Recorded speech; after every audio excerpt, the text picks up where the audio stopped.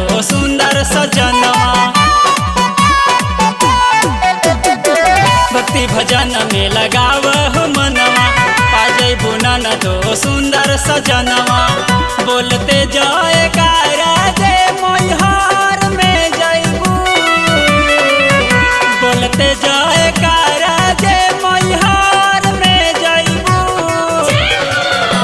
ए ननदो सुखे शांति लौटे लागी जीवन जे माई के दर्शन करबो।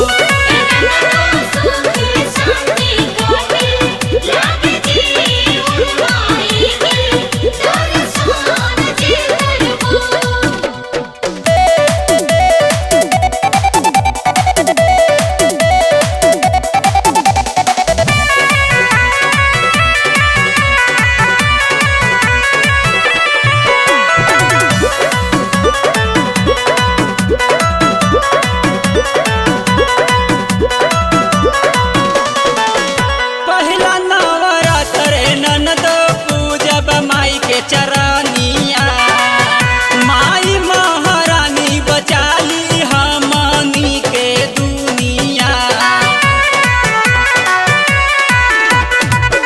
पहला नवरात्र ननद पूजब माई के चरनिया, माई महारानी बचाली हमनी के दुनिया।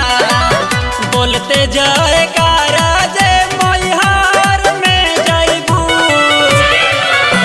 ए ननदो सुखे शांति लौटे लागी जीवन जे माई के दर्शन करबो।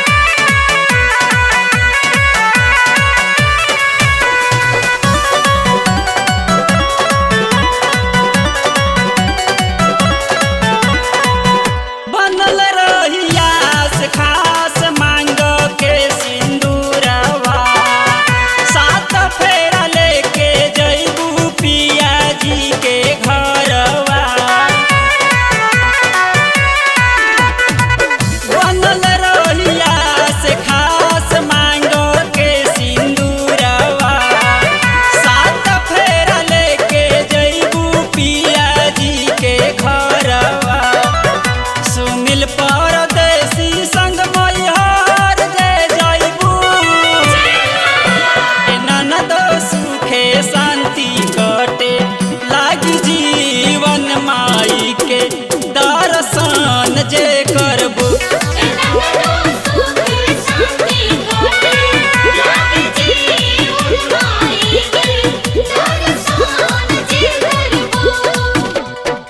भक्ति भजन में लगाव हो मनवा, पा जइबू ननदो सुंदर सजनवा। बोलते जयकारा दे मैहर में जइबू, बोलते जयकारा दे मैहर में जइबू। ए ननदो सुखे शांति लौटे लागी जीवन जे माई के दर्शन